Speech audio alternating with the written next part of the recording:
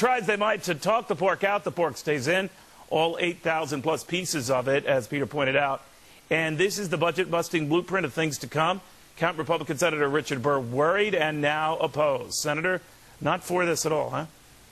Neil, I'm not for it. I can't imagine what the American people would think if they knew that we were borrowing money to fund 8,000 earmarks in this bill. All right. You know, Republicans always come back to this, Senator, fairly or not, have this sort of hypocritical image out there that you know, they headed these deficit buildups over many years with a Republican president, and now they're saying it's time to be fiscally responsible. How do you counter that criticism? Well, Neil, it's easy for me myself because I voted against many of the appropriations bills from the Bush administration where I thought there were egregious things in them.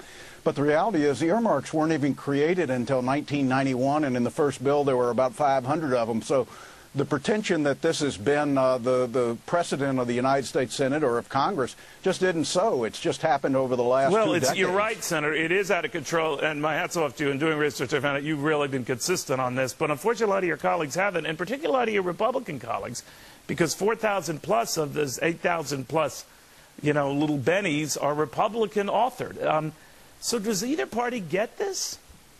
Well, I don't think the parties get it yet. I think the American people get it, and they see it in the overall spending habits of this Congress. You know, Neil, over the next 10 years, we've got an interest rate obligation of over $4 trillion over 10 years.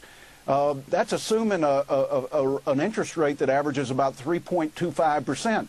Well, you and I probably both know over the next 10 years we're going to see interest rates higher than that. So the likelihood is the obligation that we're making for an interest payment that returns us no government service is huge. Well, you know, one thing that could be the next shoe to drop here is this idea that we have built very nice assumptions about interest rates, that they won't be bad, they'll stay kind of tame, when in fact they could soar with all the spending going on and with all of the devaluing of the currency that could go on. Then we've got a real mess on our hands. Does anyone appreciate the potential storm to come doing that sort of thing?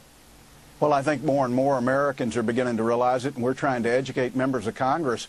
You know, this is $411 billion in this omnibus bill, but as we move towards the fall, the president's proposed a $4 trillion budget. Now, the economy's not great. We don't know what tax revenues are going to be, but typically we would get between $1.2 and $1.5 trillion in. So even under the president's proposal, we're going to borrow about $1.5 trillion to $2 trillion more in the fall. And that requires an interest obligation to this generation. You're right. But I'm wondering if there's a great design plan here. I don't want to sound like I'm in the black helicopter crowd here, but maybe part of this administration's push to do so much, so fast, with so many programs in rapid-fire fashion is to big governmentize everything before we realize what hit us. And before we have realized what's hit us, we've just got a big government that ain't going away. Well, there's no question. We've got a big government right now, and it's getting bigger every bill that's passed in the United States Congress and the president signs into law. But I think that we've got a war on the economy right now. We've got to get this economy turned around. We've got to get the job trend turned around. It's not going to happen with how much we spend. It's going to happen with how well we target that spending. But what, Senator, what if you go through the natural cycles and things by their natural cycle improve, the administration is going to say, well, it's because of all our spending, and Republicans blocked it all the way, and there's going to be hell to pay for them. Well, Neil, we're in a political town, and you know that's going to happen if, in fact, the economy turns around. The reason many of us are fighting as hard as we are is we don't see us having done the things that we need to turn this economy around.